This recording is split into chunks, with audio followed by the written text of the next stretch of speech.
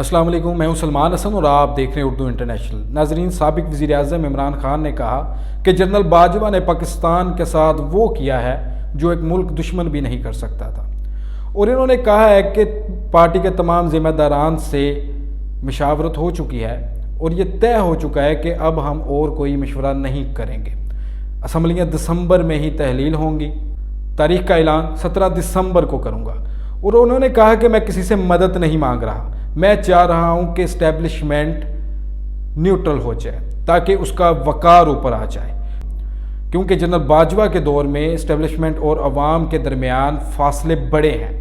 ज़िंदगी में ऐसा जुल्म नहीं देखा। इमरान खान साहब ने जो इकॉनमी पर बात की है, इस वक्त पाकिस्तान के इस खित्ते की महंगाई की शरह 26.6 तक पहुँच गई है, और इमरान खान साहब के दौर में महंगाई की शरह 11% थी।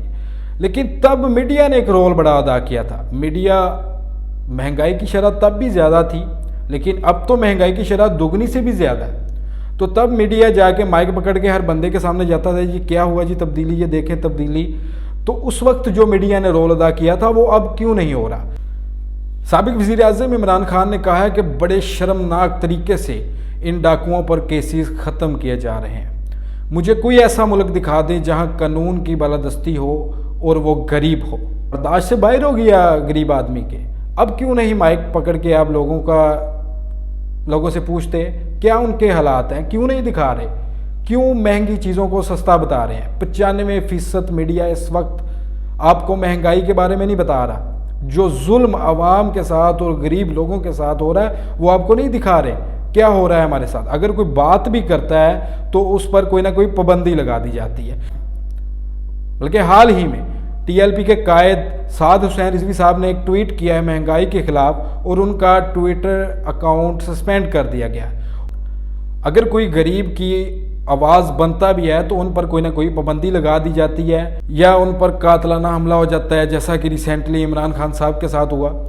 अब मामला ये है, एक तरफ गरीब आवाम मर रही है महंगाई के दलदल में, उधर पूरा सिंध सैलाब की नज़र हो गया और बिलावल साहब वहाँ पहुँच भी ना सके, उनका देख भी ना सके कि उनका क्या हाल है, ना उन तक कोई अमदाद पहुँची है, बल्कि जो अमदाद बाहर के मुल्कों से आई है वो भी खा गए हैं ये लोग। अब नई खबर आई है कि बिलावल साहब ने अपने 7 महीनों में 1 अरब 75 करोड़ रुपये अपने गैर मुल्की दौरों पर खर्च कर दिए हैं।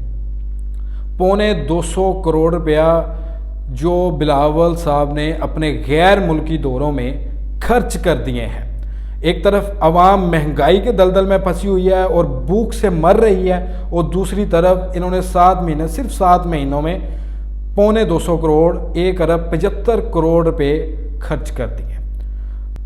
तो इसी तरह की मज़ीद न्यूज़ अपडेट्स के लिए हमारा चैनल सब्सक्राइब करें, लाइक करें और आगे शेयर करें, और जुड़े रहें उर्दू इंटरनेशनल के साथ।